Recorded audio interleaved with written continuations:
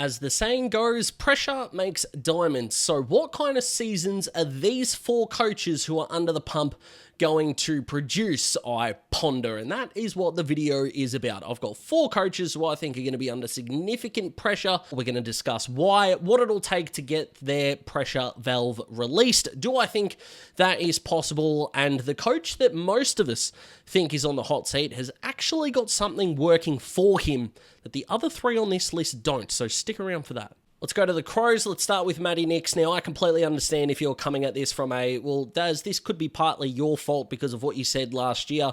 And look, I did watch them perhaps more intensely than someone who doesn't barrack for Adelaide would have last year. And I think Adelaide's problems last year were twofold. One of them that was in their control and one of them that was not.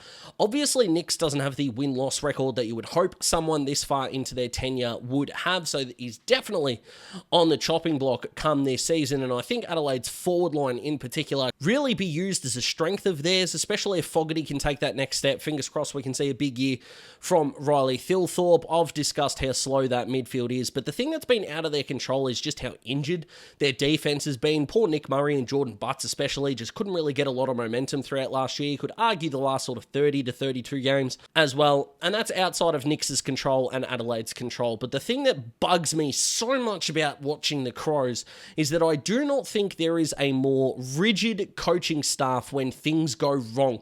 Adelaide are one of the worst teams in the competition by pure eyesight, eye test, if you will, at wrestling momentum back from the opposition, and it's a big reason why so many Crows fans were getting upset. Look, I can even concede a little bit that maybe their midfield wasn't as one-dimensional as I thought it was, but considering that rotations through there weren't occurring and adding X factor in there basically at all throughout the second half of the year just made this midfield that could be genuinely exciting just seem duller than my old chef's knife. And if Nix can't find a way in-game to reverse Adelaide's fortune, then it's just going to be yet another wasted year and someone else is going to have to come in. I would find it absolutely hilarious if they went after Josh Carr just because of the supposed succession plan. Who knows, but there are still plenty of good coaches out there. I'm a massive fan of Daniel Giansiracusa. For one, he's not going to be the only guy mentioned. I know that. We'll see how it goes, but Nix, honestly, what it'll take for him not to get the sack is probably going to be a final spot, to be honest. And call me the opposite of last year, because I can't see that happening at this point in time. Let's go to the first of two premiership coaches on this list. It's going to be Simon Goodwin, and basically we all know the reasons why Goody is probably going to be on the chopping block from a lot of especially Victorian media here, and it's going to be because of the supposed culture that exists around the Melbourne Footy Club. I don't think I've seen a coach have so much of his future depend on just two players, but Christian Petrarca and Clayton Oliver kind of hold the key for Goody's long-term future. Of course, the 21 premiership coach, but the way that things have gone down, do I think Goody would find a job somewhere else relatively quickly? Yes, I do, to be perfectly honest. Maybe a change of scenery may be best.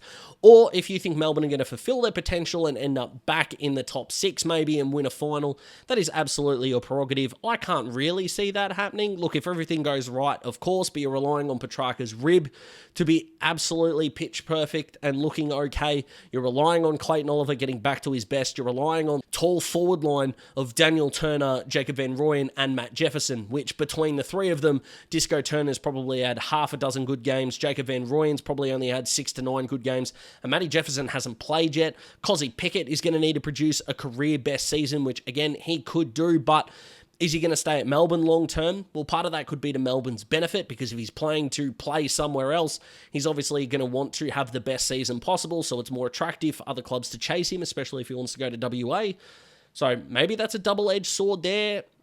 Goody for mine, I think if he sort of lasts the year, he'll go into 26, but as far as a coach that could fall early, I think he is definitely on the cards if Melbourne get off to a really bad start. But again, I think a top 8 finish would be a good result for the Ds. Well, it's that time. Let's talk about Ken. And if you're a Port Adelaide fan watching this right now or listening to this right now, however you consume the Daz Talks footy content, maybe consuming it without seeing my face is the best way to do things. I have no idea.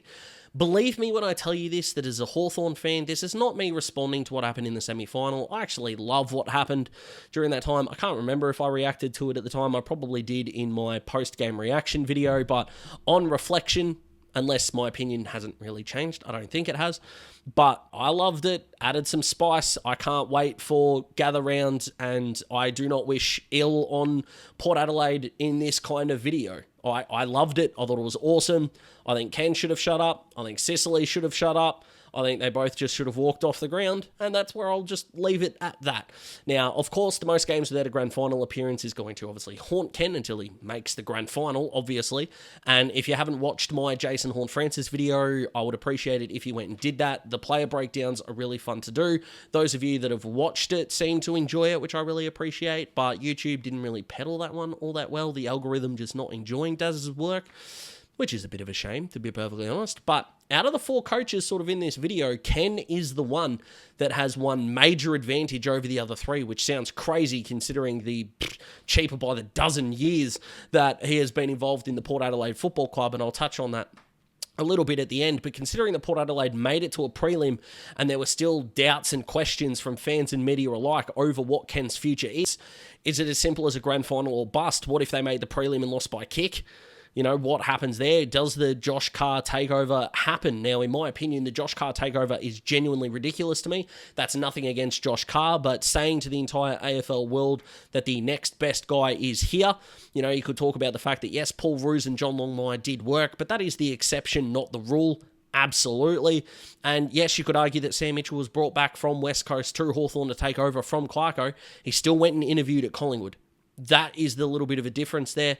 Ken reminds me a little bit of a couple of other coaches from other sports. Don't turn off if you're not another sports fan. I'll explain this really quickly. In the NFL, he reminds me a lot of Sean McDermott, and in the NBA, he reminds me of Brad Stevens. Sean McDermott is the coach of the Buffalo Bills, who, look, could win the Super Bowl this year. I am not going to lie to you in that regard. But throughout McDermott's tenure, especially over the last 4 years, he has been the guy that has been good enough to get the Bills to the late end of the season and has not been the guy to take them to the next level. Now, granted, there is no Patrick Mahomes in the AFL. Obviously, there are just too many teams and too many equalization measures to make someone like Mahomes dominate in the AFL. We are currently not in a dynasty and haven't had one since the end of 20. But like Ken, Sean McDermott and Ken Hinkley just can't seem to take that next step, even though they do end up in a good spot on the ladder or in the standings. I will give Ken this, though, doesn't mention 9/11 in weird pep game speeches.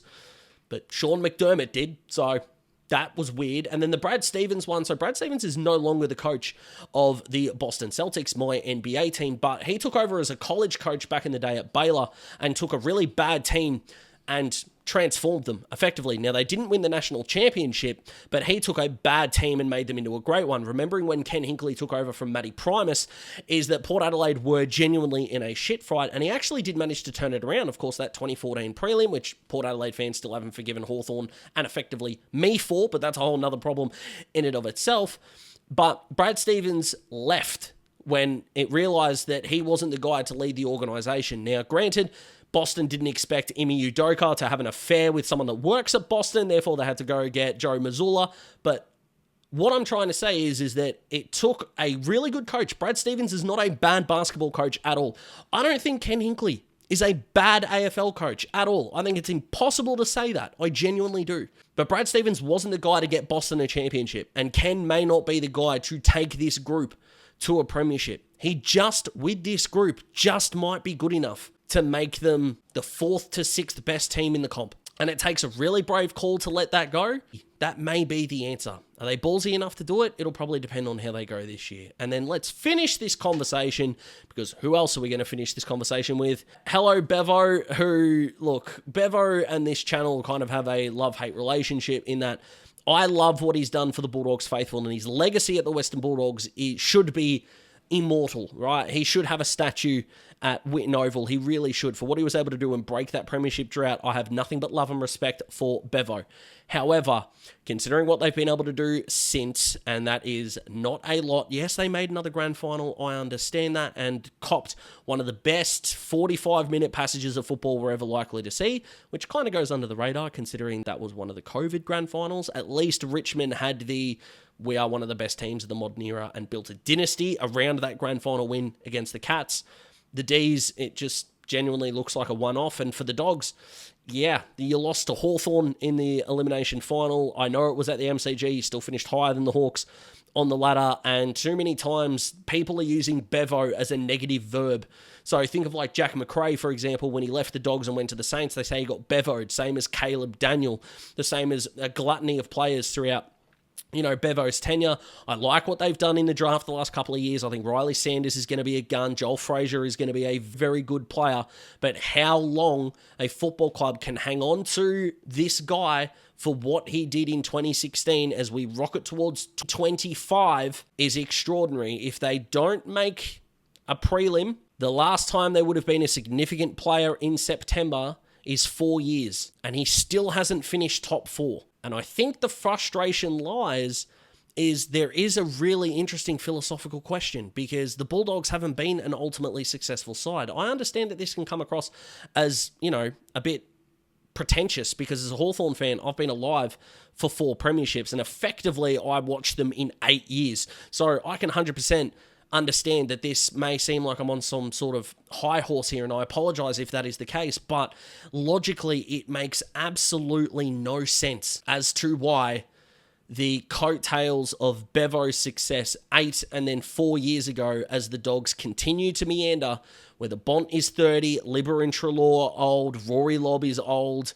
Liam Jones is old, a young group has got to be able to thrive as quickly as possible. And speaking of ages, one of the big reasons why these clubs are under more pressure than, say, a Brad Scott or a Ross Lyon is their average age. And also, I don't think Essendon or St Kilda are going to flick both of those guys anyway. St Kilda's youth is going to keep, I think, Ross in the job for longer than we think. And Brad Scott's still got the best win-loss record at the Bombers post Kevin Sheedy. And even though I think the Bombers are probably going to take a step down this year in order to take a big step up in 26, and I'll talk more about that later on in the pre-season, the fact that Adelaide are top 8 in terms of age, the fact that Melbourne and the Bulldogs are up there in age as well, if you've got a really old team that are not having an impact in the finals, you are not only in no man's land, you are in a pit that is very hard in the modern day to get out of. There is only one Geelong who just continues to be awesome for a reason, and I don't think other clubs are going to be able to replicate, especially in Victoria, what they have been able to do. So they are the 4 coaches that I am highlighting here. Yes, you could also include, as I said, Brad Scott, Ross Lyon. You could also throw Justin Longmuir in there if you want to. I'm a bit higher on Freo than I think maybe some others are. If you even want to go down maybe the Alistair Clarkson route, if the North again do meander and say Luke Davies-Uniacke leaves, how much leeway do you give someone like Clarko? And maybe being a legacy coach, you could apply the same logic to Clarko as the Bulldogs for Bevo, even though Clarko's success didn't come as North's coach. But that's my video. Fingers crossed you enjoyed. Like the video if you liked the video. Subscribe to join the Daz Talks footy family. There is a new video coming on Thursday, which I really hope you enjoy. It's going to be a team deep dive, and I will see you then. Goodbye.